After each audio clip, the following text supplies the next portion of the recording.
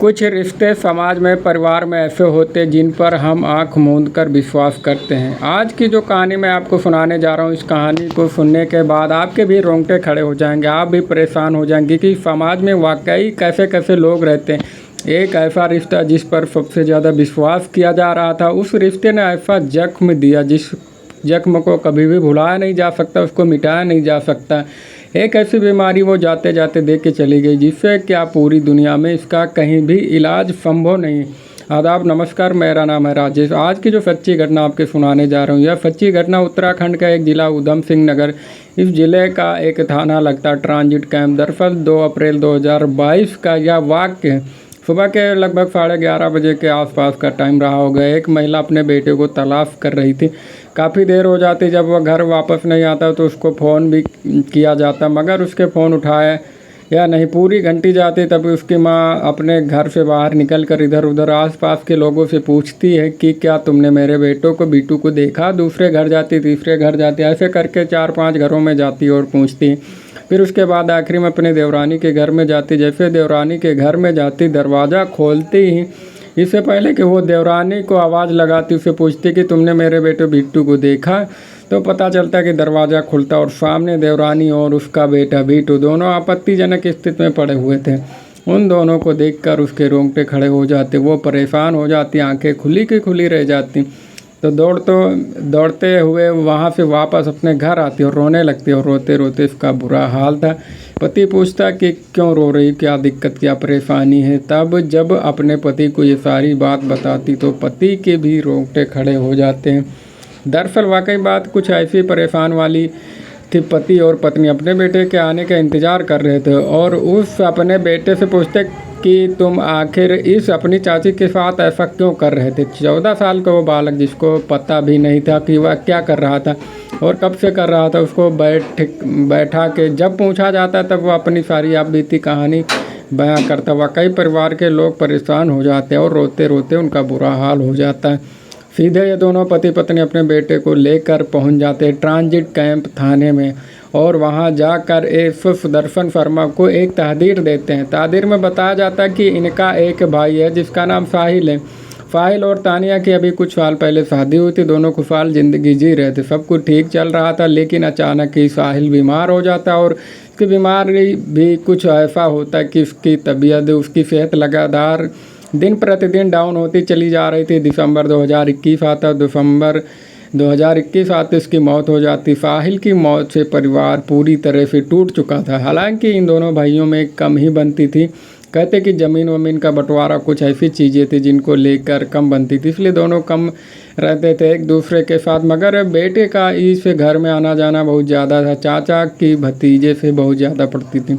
चाचा भतीजे को बहुत प्यार करता था और वो भतीजा चाचा को भी बहुत ज़्यादा प्यार करता था। भतीजा अपने घर खाना पीना कम खाता था, चाचा चाची के साथ ज़्यादा रहता था। इसलिए परिवार के लोगों ने भी इस बात पर कभी कोई एतराज़ नहीं किया। मगर जब इस मरने के कारण के बारे में बात आगे पुलिस पूछती है तो इसमें क्या दिक्कत, क्या हर्ज वाली बात है, तो बताता है कि मरने का जो कारण था, जब इसके पति की यानी कि साहिल की मेडिकल परीक्षण कराया जाता तो पता चलता कि उसको एक ऐसी बीमारी थी जिसका इलाज पूरी दुनिया में कहीं भी आज तक भी नहीं है।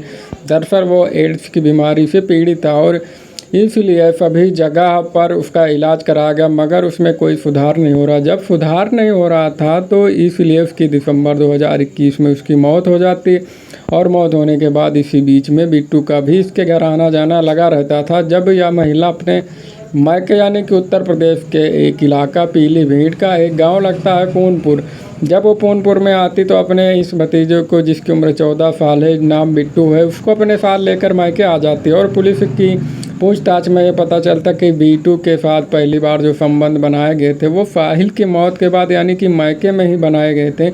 4-5 दिन वो अपने से मायके में ही रखती थी और उसके साथ वह संबंध बनाती थी। और संबंध बनाकर जब वह वापस वहाँ से आते हैं तो उसके बाद फिर यहाँ भी कभी कभार जब भी उसका मन करता था वो अपने भतीजे के साथ वह ऐसा गलत काम कर रही थी। मगर यह गलत काम शायद इससे शायद किसी को हो सकता है एतराज़ ना हो। लेकिन अगली बार जब लोगों ने सुनी, जब लोगों को पता चलती है, जब पुलिस को पता चलता है तो पुलिस भी सत्य में आ जाती। दरअसल तानिया को भी वही बीमारी थी जो उसके पति साहिल को लगी हुई थी, क्योंकि तानिया भी एड्स से पूरी तरह पीड़ित थी और कहीं ना कहीं उसके दिमाग में एक खुराफाती पल रही थी। वह अपने जेठ से अपने पति का बदला लेना चाहती थी और जेठ के पास महज एक ही बालक था, एक ही लड़का जिसकी उम्र 14 साल। इसलिए उसने अपने जेठ को सबक सिखाने के लिए भतीजे पर यानी कि बीटू पर हाथ रखा और उसको अपने साथ शारीरिक संबंध बनाए, एक बार नहीं बार बार, और उसके साथ ऐसा ही करती चली जा रहे थे। जब यह बात उसकी मां ने यानी कि 2 अप्रैल 2022 को अपनी आंखों से वाक़ देखा तो वो दृश्य देखा, उसकी मां की आंखें खुली के खुली रह जाती हैं और परिवार वालों के लोगों का बुरा हाल हो जाता है रो रो कर। और जब इस बात का मुकदमा दर्ज कराया जाता है, साथ ही इस तानिया को भी मेडिकल परीक्षण के लिए जब भेजा जाता है तो इसे क्लियर हो जाता है कि उसको भी वही बीमारी थी जो बीमारी उसके पति साहिल को थी। फिलहाल पुलिस ने इनके खिलाफ मुकदमा दर्ज कर लिया। तानिया के खिलाफ वही बलात्कार की धाराओं में और साथ ही उसके पोक्सो एक्ट की धाराएं भी लगाई गई हैं। उसको जेल भी भेज दिया गया और साथ ही जो उसका भतीजा है यानी कि बिट्टू, उसकी उम्र 14 साल, उसका भी मेडिकल परीक्षण कराया गया। उसके मेडिकल परीक्षण की रिपोर्ट से ये क्लियर होता है कि उसमें जो सिस्टम वो अभी पूरी तरह से विकसित नहीं हुई, यानी कि उसके अंदर की वही बीमारी आ चुकी है जो उसके पति के अंदर थी, वही बीमारी जो तानिया के अंदर थी, वही बीमारी बिट्टू के अंदर आ चुकी। हालांकि उस स्थिति ऐसी नहीं है, लेकिन जब डॉक्टरों को यह रिपोर्ट दिखाई जाती है तो डॉक्टर कहते हैं कि भले ही चाहे इसका असर अभी कम हो, लेकिन बाद में 6 महीने बाद इसका असर ज़्यादा बढ़ने लगेगा। यदि इसका असर बढ़ता है तो दवाइयाँ जो खाएं खिलाई जाएंगी, शायद उसे पूरी ज़िंदगी खाता रहेगा, तब भी शायद इसका असर कम नहीं होगा।